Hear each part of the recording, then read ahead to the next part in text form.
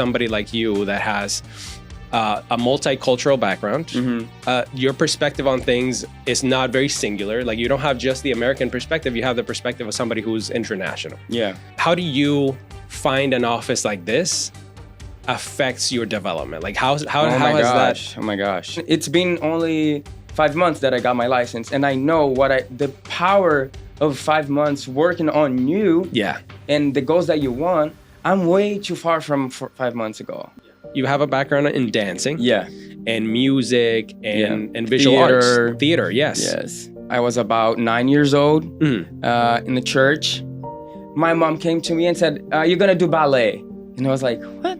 Your Brazilian mom was like, "Let's put him in ballet." In the church. In the church. In the church. How did she have the idea of like dance? She's an artist as well. So her parents put her in arts. No. too. She just decided to do it She just on her own. I think, From a sugarcane plantation in Brazil, from that beginning, she was just like, there's a higher calling for me in my expression. I need to learn how to dance. Wow. So I think it was the way that she felt free. I think that's the most beautiful thing that any parent can do for a kid. When they have an understanding of where happiness and purpose lies. Yes. And they're like, I want you to have it. Yeah. Because I found it a little bit too late, but it's not too late for you.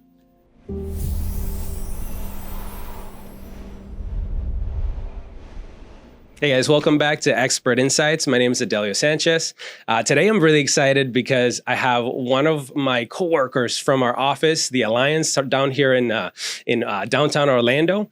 And we're going to get into a little bit of his journey, the things that he's seen at the beginning of his career, and all kinds of other things that I think you guys are going to take some good lessons from this conversation. So without further ado, here is Caio Menegao, right?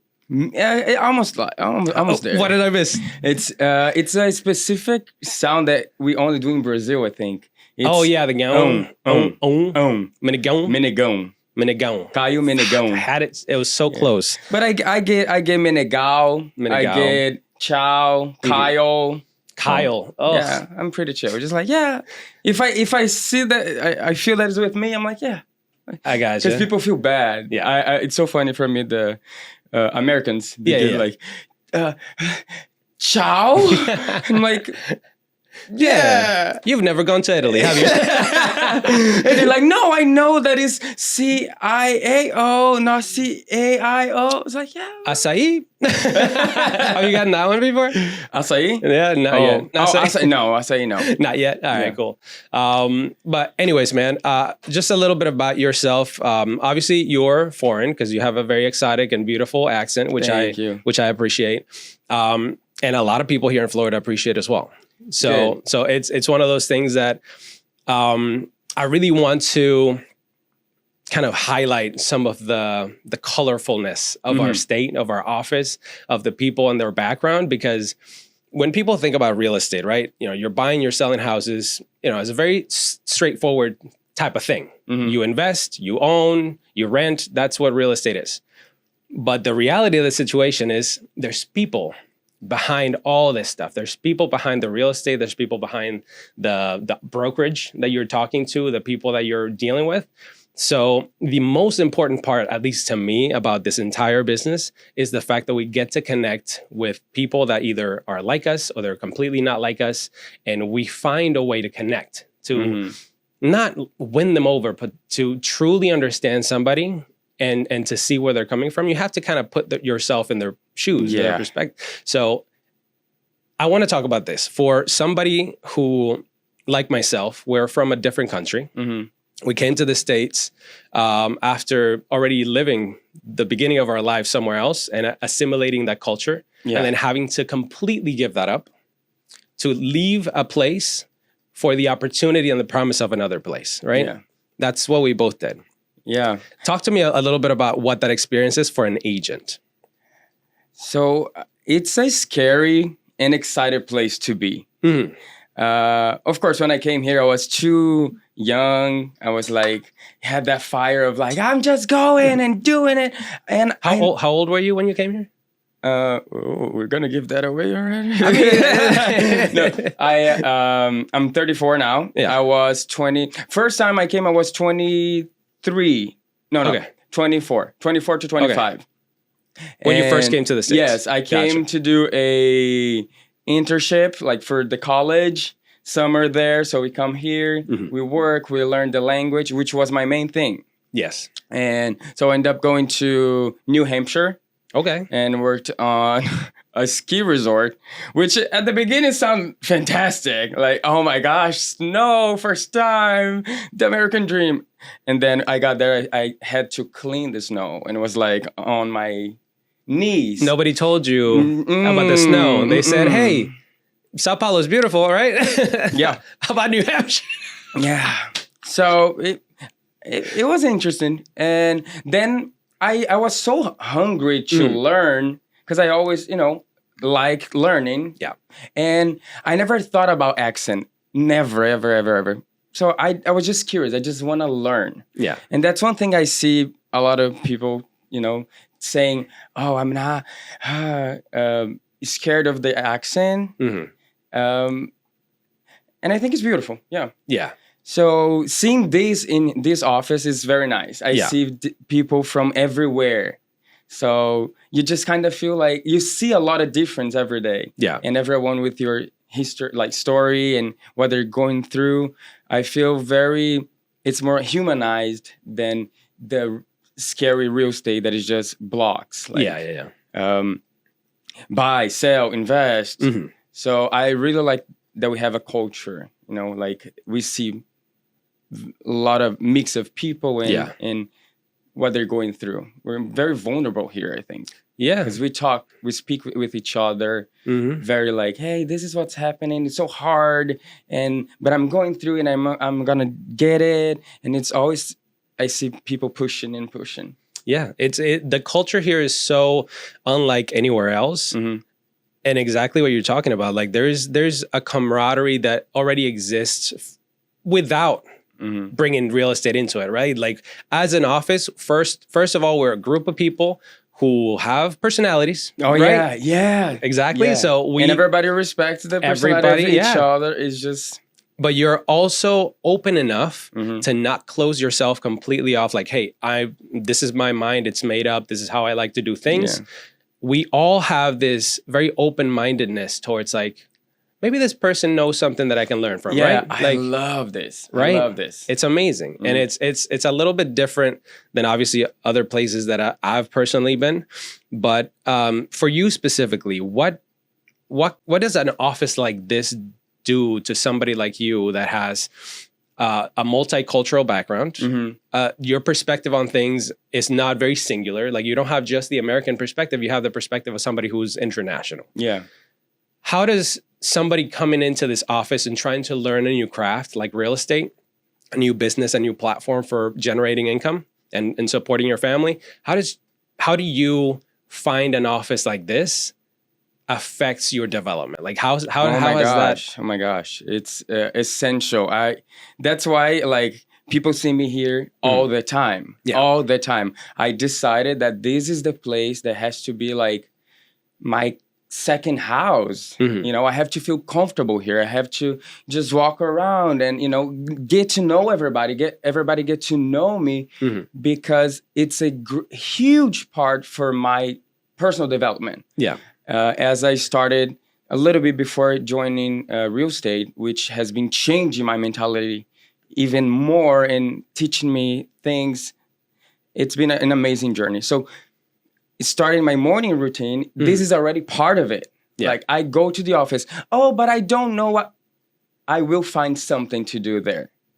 And it helps a lot to, you get more professional each day that you're here, surrounded by professionals that you see that every day are also working hard to get somewhere. And someone going to get to 10 million, someone wants to get to 200, someone wants to get to the first deal, someone it's growing one team that already did better. So it's, it's just like so much of growth, and healthy growth. Yeah. Because again, everyone, you see the human in each in one every of single us. person. Yeah. And I love the sandbox element of this because there's so many other places that have a very boxed off approach. Like, hey, you're a buyer's agent, you fit here. Don't ask any questions. This is what you're going to do, right? Yeah. You're a listing agent. You're going to go here. Don't answer any other question. I don't even want to know these places. No, that's how it is. Have you been to any other agency before? Yeah, I have. I've been to other offices, and I can tell you without a shadow of a doubt,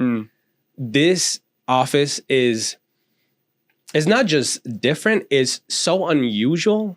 It's so unusual for the let alone real estate, for the type of I guess environment that we're surrounded here in the US, in Florida, like the competitiveness, the drive, the go, like that's the culture here, right? And that culture breeds a certain type of mentality that makes me want to be in my bubble and just go and fuck you and fuck you and fuck, get out of my way, right? Yes. So I don't think there's anything wrong with that, but you can only go so far with that mentality, right? Like at a certain point when you need to connect to expand, you don't have the ability because all you've ever done is follow numbers and rules and logic. It is logic. Yeah. So that's funny to me because I come from a whole different side of the world. Like I don't think like that ever. Yeah. And that's actually been good to me because I'm learning how to be like that. Yes. But you know, like the way that feels right. Yeah. That is not like, oh, this, I don't want to. Yeah. Oh, this, you know, like I don't agree. So I'm very fortunate then to be, because this is my first office. Yeah. So, dude, this what is already what my a blessing. normal. This is my already, what a like, blessing. this is what I'm seeing. And this is my stand, is like from here to up, you know. And that's amazing. Yeah, because that sounds scary. It's not scary because you learn a lot from it. You learn what not to do. And as somebody who aspires to at some point have a team, have, you know, my own thing going on, I need to understand these things. Yeah. Because we deal with team leaders all the time. We deal with just leaders in general in the office. Speakers. Yeah, motivational. It's just like everything. People that come and they want to share what they know and give it to you for free without asking for anything. The beautiful thing about that is we get to also see all these other people and how they do things, and we go like, I didn't like the way they did that, or that made me feel a certain type of way. Let me make sure, like, write this down. Let me not do that because I don't think the people that would connect with me would like that.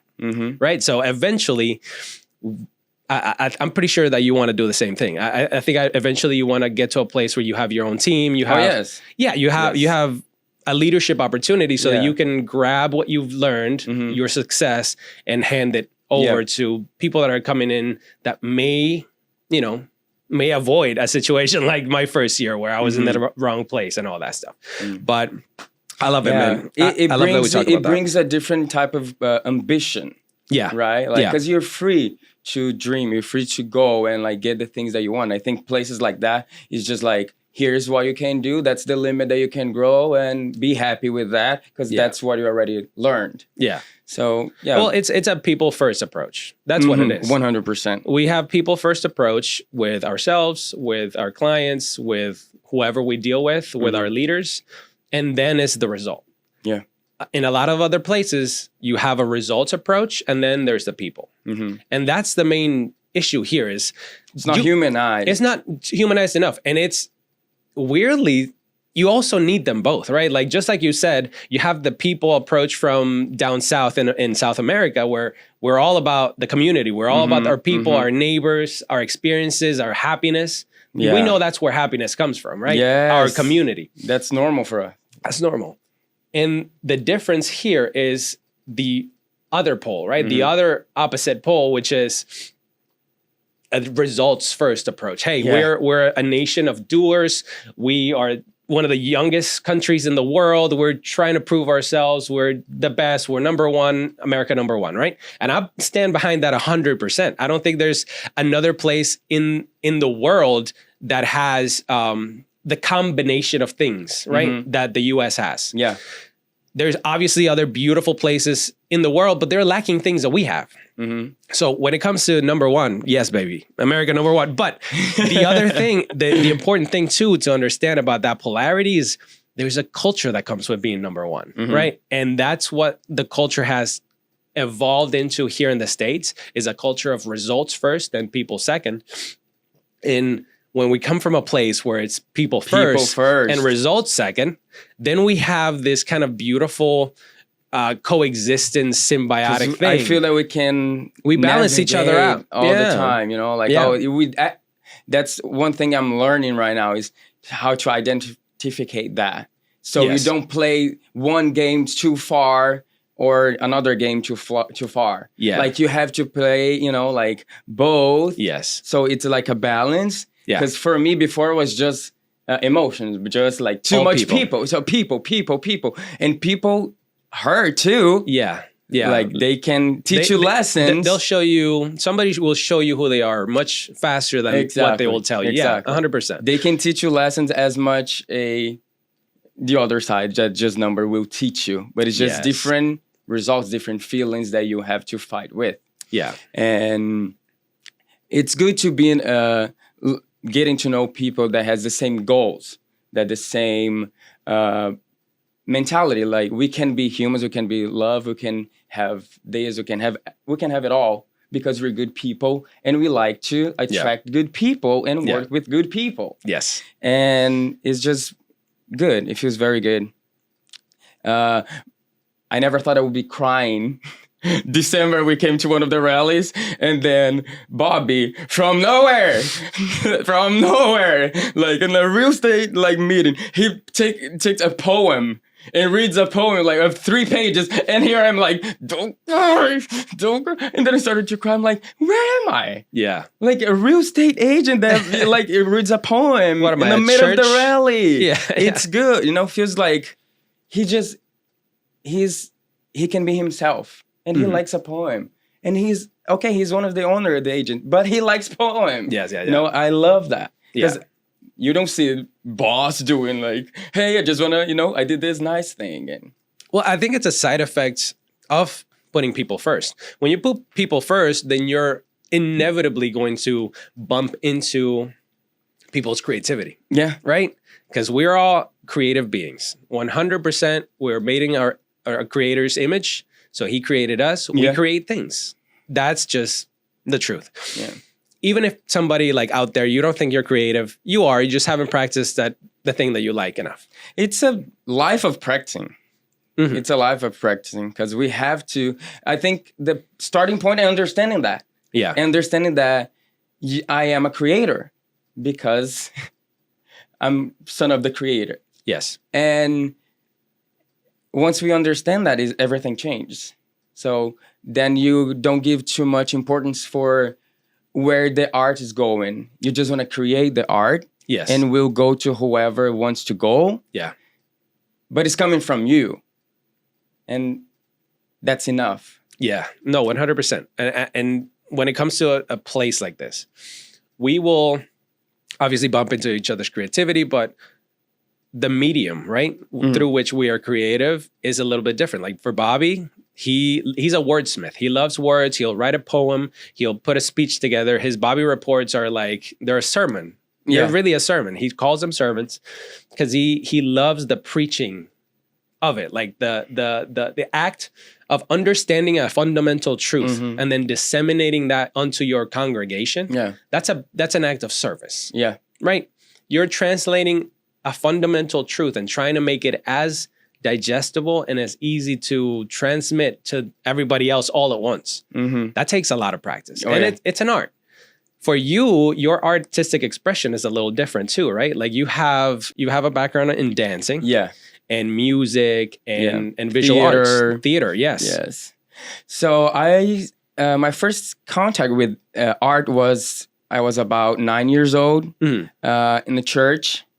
My mom came to me and said, you're going to do ballet. And I was like, what? I didn't. I was like, okay, I'm going to do ballet. Your Brazilian mom was like, let's put him in ballet. In the church. In the church? In the church. Wait, where's your mom from? My mom is from the small town in São Paulo called Sertãozinho. Okay. It's like a sugarcane town.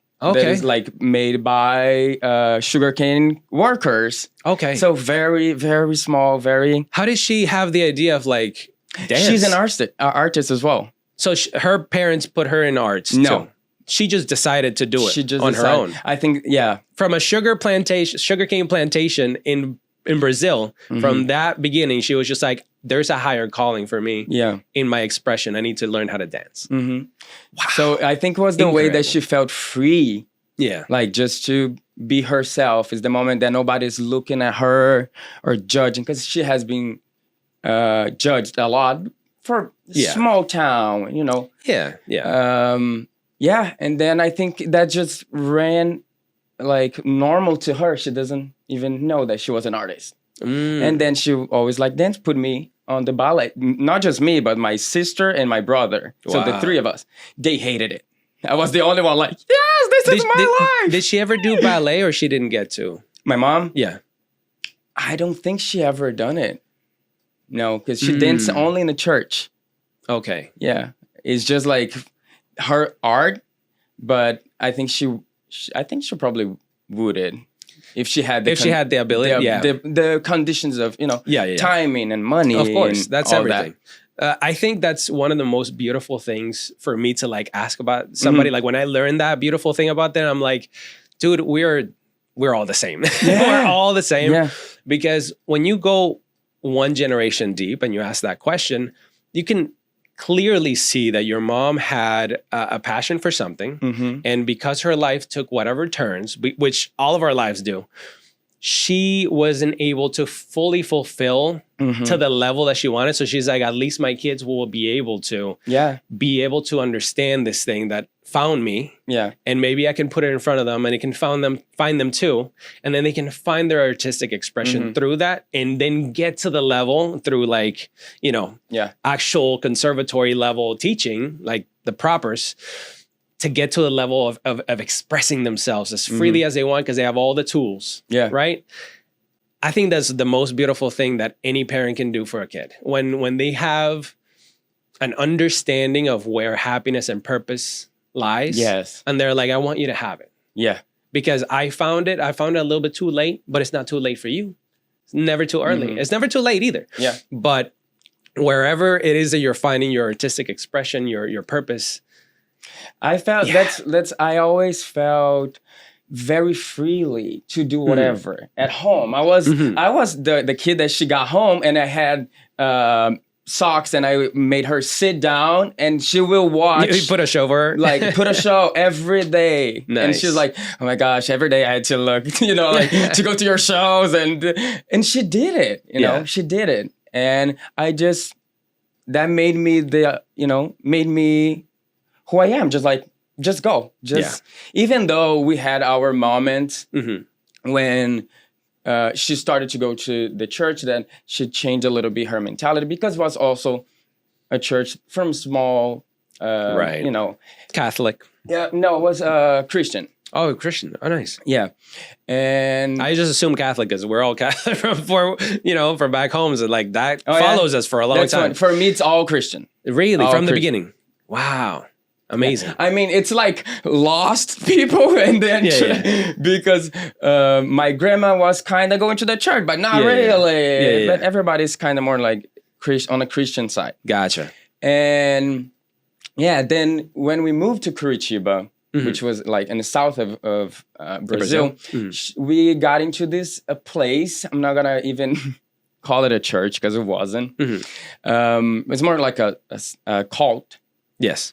And that messed us up a lot. Oh no! In every structure, you know, I'm the oldest of three, so that messed everybody up. Yeah, because this structure they are very proud of building structures, and you know, we are who we are, but then going to a place that drove them crazy, us crazy.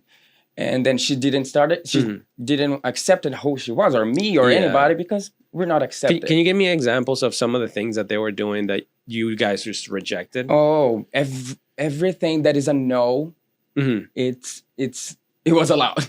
Oh. No TV, no music, no everything.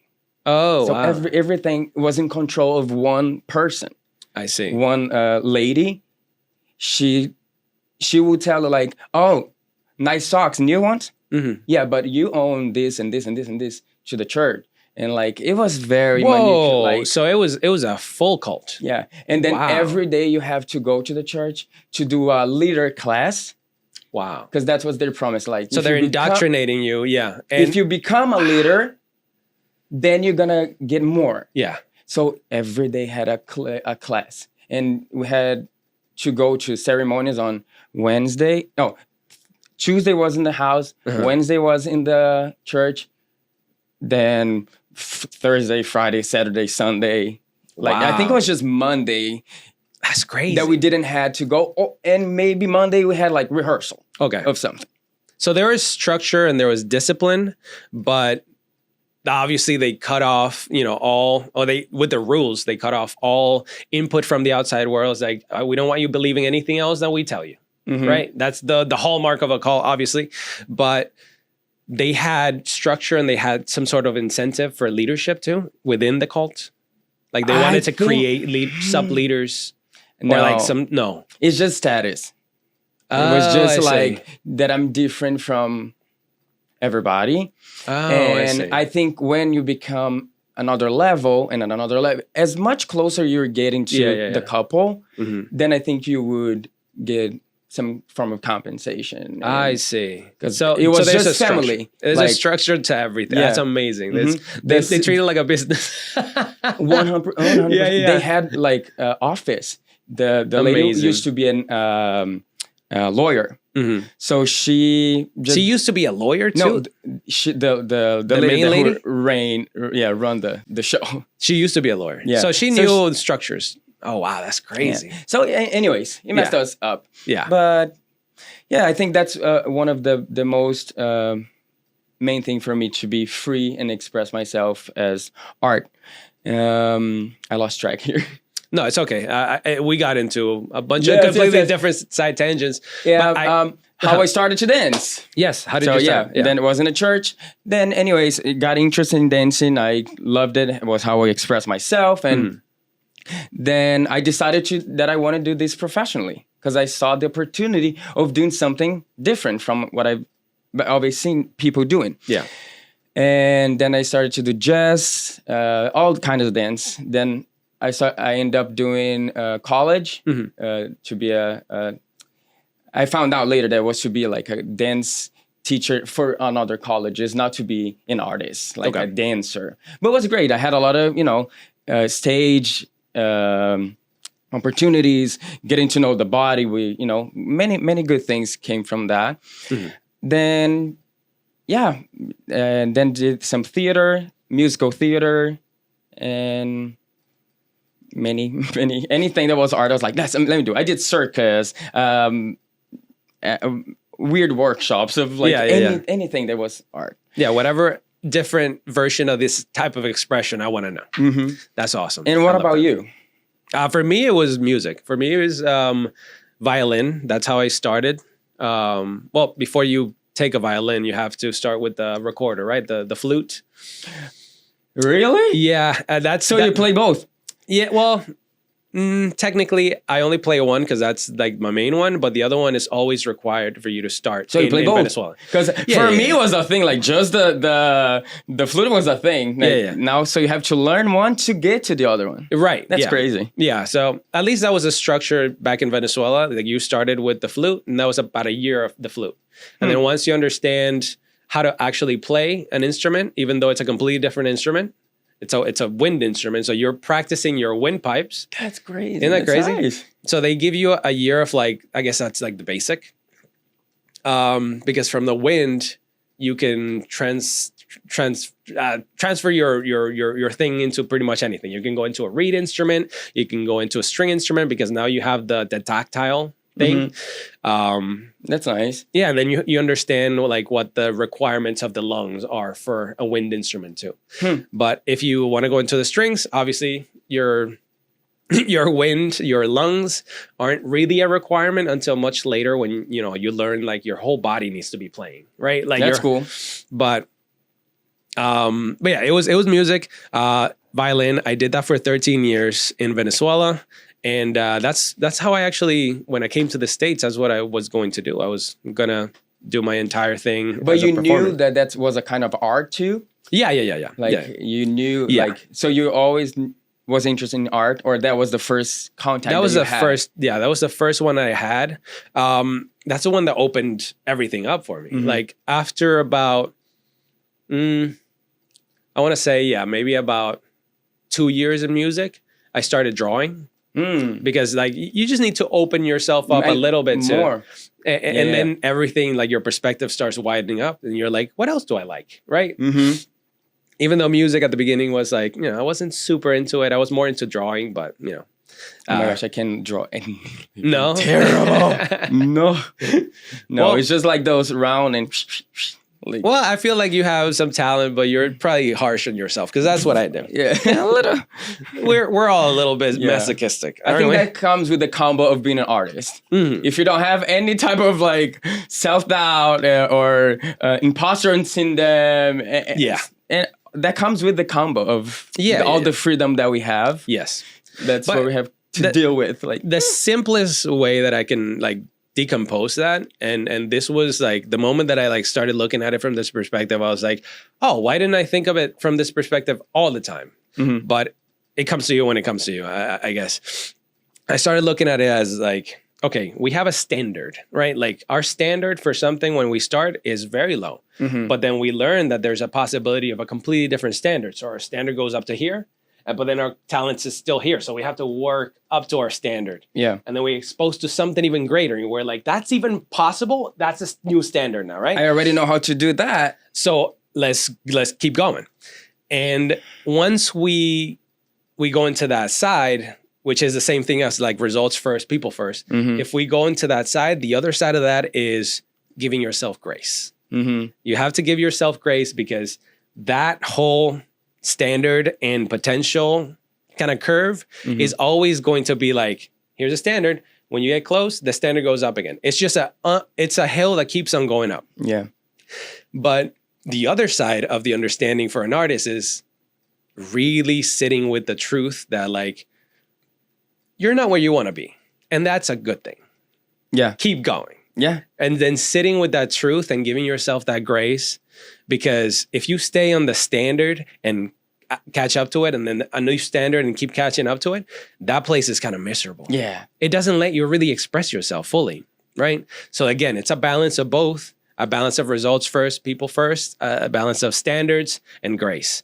And for people that are artists like us, I truly believe that we have a little bit of a superpower, because we have to understand ourselves and how to express ourselves so much better than a traditional non-artist. Yeah. Because we're all, like I said, we're all creators, but we haven't started practicing our creativity yet. Some of us. But when it comes to connecting with a person, we're essentially like secret agents of sorts, because we are trained to connect with somebody through our artistic means, right? It's like we are this instruction is, you have an intention, you're going to transform it into this thing, and then that intention is going to radiate to everyone else, and you're going to affect them. Yeah. And I think I might know a little bit about you too, in terms of like the feeling that we get the moment that we impact somebody the way that we want to, right? Like, have you ever felt that feeling doing anything else that wasn't performance? No. You know what the feeling I'm talking about? Yes. So for somebody that has never performed in their life, they've never been on a stage, they've never spoken, they've never done anything that's, hey, all eyes on me, and now the pressure's on and I have to perform. And not only do I have to perform, but I have to do it with the intention that I had so that I can tell you what I want to tell you. Yeah. When somebody does that, there's a feeling that you get at the end when you actually did the thing and the effect that you wanted actually happened, and you don't get boos, because that's another thing too. Like I've heard not boos, but I've heard like the wrong the wrong thing that I was going for, and I'm like, oh, I thought it was much better than that, but I guess I'll just go. Yeah. But that feeling when it goes right, everything's good, and you just nailed it. You just like fuel. Yes. Just like, now I can do more. Now I can, like do better and feel something else. And because it's transforming everybody. Yeah. And that's how you play the game. You level up, transforming and being true to yourself and being who you are and saying what you want because it's coming from a good place. Like you just has this freedom of just walking around on earth and just being who we're meant to be. I want, and this 100%. Is beautiful because that's why we need art. Yeah. More people I agree. Be like that. I agree. And when it comes to that feeling, just to like button up that thought, I think that feeling, I think it's God. Because if I really just break everything down, I have an emotion or I have a feeling or I have an intention and I want to connect it with my expression. And then I want that expression to amplify to as many people as I want. And then when that amplification hits them the way that I wanted them to feel what I wanted them to feel, then there's some sort of feedback. Like nobody really needs to clap. Nobody really needs to do anything. Praise for you to get this overwhelming pour of like a reflection of everybody else's resonance with what you just gave them.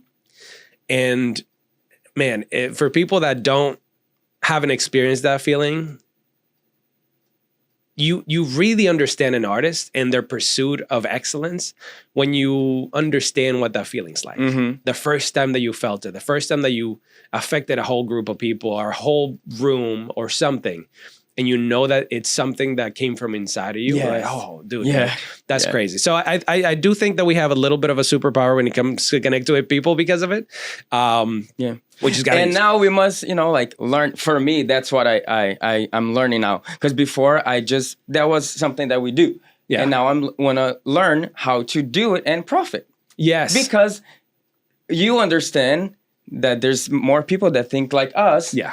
And they understand that it's just compensation of like, we're just exchanging, things. It's just a transaction. Yeah. It's just a transaction. And it never is. It never is. Okay, so we're coming up on time. Sucks, but we got to do this again. To close up with this. Yeah, of course. You gave me 35 minutes. I know. I'm sorry, For dude. me, that speaks like I'm like first part. It's honestly it's on me because I should have had this room ready. I thought we had like 2 hours. No, this is the thing. It's on me because I should have never scheduled that showing.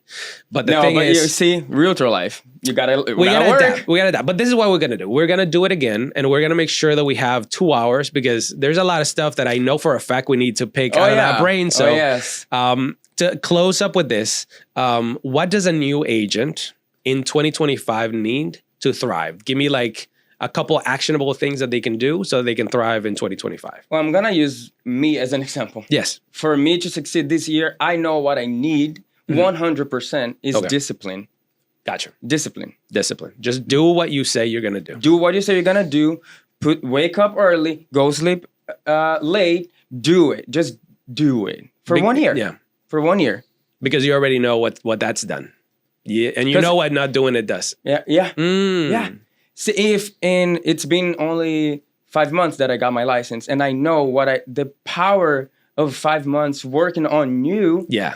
And the goals that you want. I'm way too far from 5 months ago. Yeah. So as much deeper you go to discipline and being, good to yourself. Yeah. And do everything thinking of, it's like a Lego. Yes. Like I'm going to do this because this will reflect in this. And I'm going to do this because this will reflect in this. And then you just keep growing building that web. Yeah. And you just, when you see like, I'm doing so much good things for myself. And so discipline. I got you. That would be the word for me. Perfect. I love it, man. Caio, we got to do this again. Yes. But where can people follow you, find you, and all that stuff? Yeah. So my Instagram is Caio Menegao. Yes. And everywhere. Caio Menegao. Gotcha. So on my Instagram, I post more of, my routine as well. Like some crazy things that, just come to my mind. Yeah. Because I don't want to just be about houses. You already know what I do. Yeah. But I'm also a human. Yeah, and we can do more things together. Yeah. Like grab a coffee, or I play a lot of sports. I do things. So that's what I want to. You're a whole person, man. Exactly. You're a whole person. Yeah. I love it, man. All right. Yeah, I loved it too. Thank you for having me. This was great. Yeah, no, we're gonna run it back because I'm telling you, there's got to be a part 2 to this. So yes. See you guys soon. Peace.